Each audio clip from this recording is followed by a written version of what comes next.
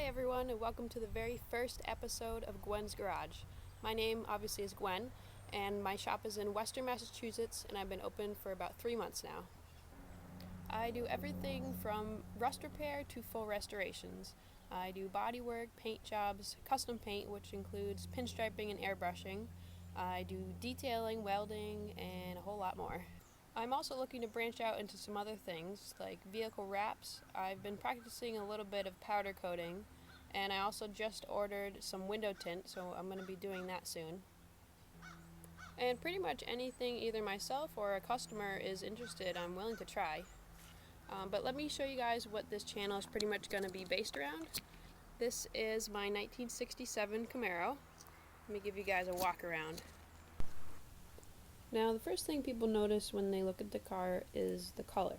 I've gotten a lot of questions about this, but it actually is just primer, and crappy primer at that. You can see on the hood here there's a few spots where it's kind of bubbled through, so I did make the mistake of buying primer off of eBay.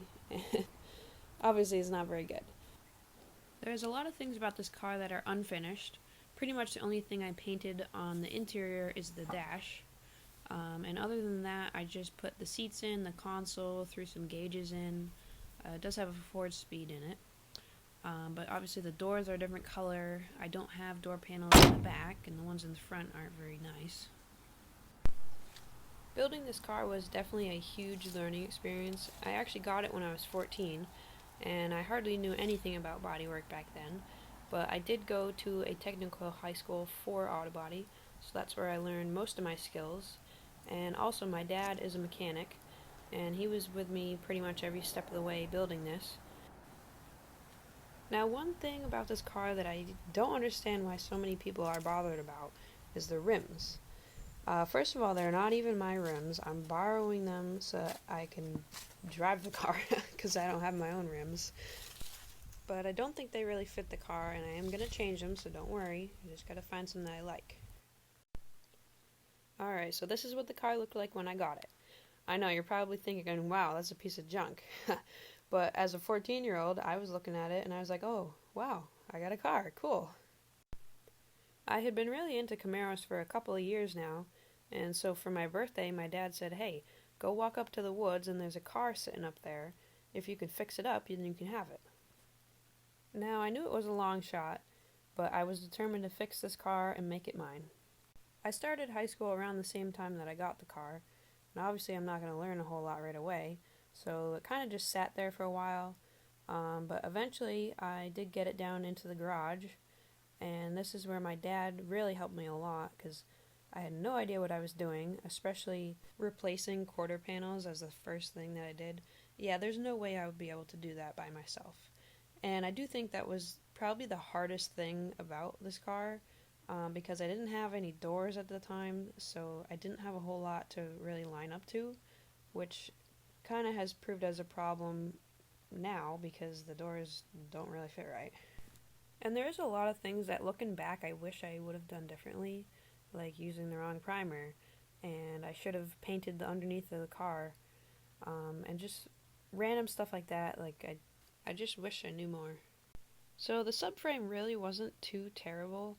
I just cleaned it up with a wire brush, and I did have to weld a few washers where the bushings go just to make it stronger, because that was kind of rotten out right there like they usually do, and just gave it a fresh coat of paint and threw it back under.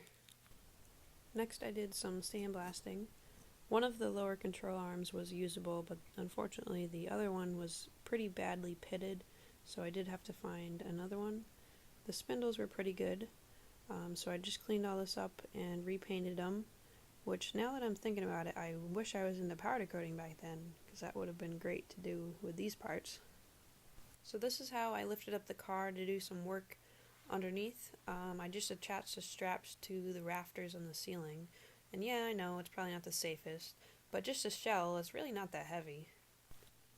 I did a little bit of patchwork underneath and put in some support rails. You can see them here, they go underneath the trunk and the back seat. And I also decided to go with a 4-link suspension, so that was the perfect time to put that in. And then I replaced the trunk floor, and now that I had the rear end in, I could put the back tires on, and lift up the front and slide the subframe right under. You might be wondering why one corner isn't painted. That's just because it was a little bit misshaped and I had to wait till later to use a torch and hit it back into place. And as you can see, I started assembling the front suspension and brakes. I went with a front disc conversion, but I left the back the original drums and just changed the shoes.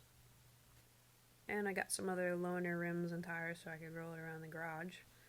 Next I worked on sandblasting the roof, which was kind of wavy because it originally had a vinyl top. Now this huge hole in the middle is from a tractor fork that speared the car when someone was trying to pick it up. There were some decent sized holes in the floor, so I put in some floor pans and painted the whole thing with just Rust-Oleum. And next I got the motor. This is a 350 out of like an early 80s van. It actually only had 17,000 miles on it, so to no surprise the inside was really clean. I just put some new gaskets on. Then I hooked up the tranny and put it in.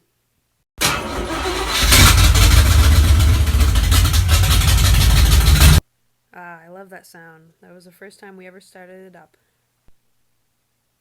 So my doors are off of a Firebird, which doesn't matter, they're the same thing. But on the passenger door, I found about 1.5 inches worth of Bondo, and underneath I found these holes, which I originally thought were bullet holes, but then someone else pointed out that this looked like the way they used to fix dents back in the day. But I'm still not totally sure because it didn't even look like it was really pulled out. But I got it out as best I could and just finished over it with Bondo. At this point I'm really getting excited because it's starting to look like a real car.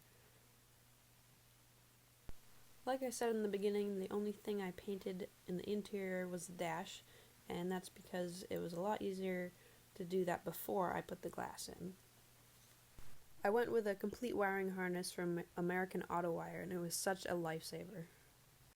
My dad found me a cowl hood, which was pretty dented when he got it, but I didn't care because it was cheap and I could learn more by fixing it. Then finally got the seats in. I'm thinking about switching to a newer style seat though. Now that everything's pretty much together, I got her back outside and we loaded her up and took her down to the shop where I did an alignment and we put the exhaust in. I went with thrush mufflers and side pipes. And I let my dad do the welding on the exhaust. And now at long last she's ready for the first test drive. We did run into a little bit of trouble with the carb, which made it overheat, but luckily we pulled over and could fix it.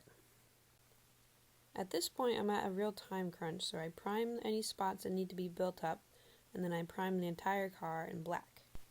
These pictures were taken at 2 in the morning on a Monday. That's how hard I was working to get this finished.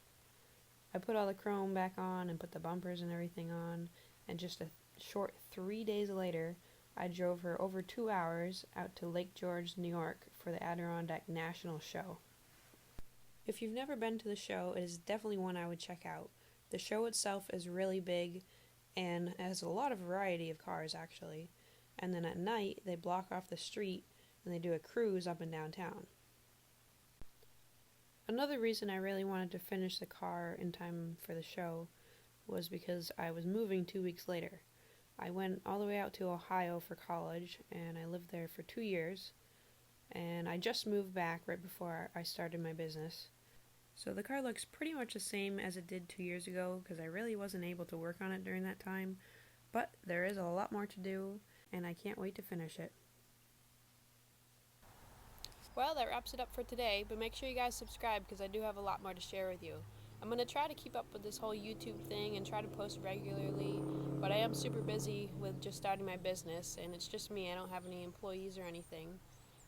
So it's kind of a lot to handle, but I'm excited to show you guys not only what I'm working on at work, but also I'm going to be doing some more with my Camaro over the winter. If you guys want to see what I'm doing a little more often, you can check me out on social media. I'm on Facebook, TikTok, Instagram, and I'll link those down in the description so you can go right to them. If you have any questions or anything you want to see more of, just put that down in the comments and I'll get to that on my next video. But thank you everybody for watching, and I'll catch you next time.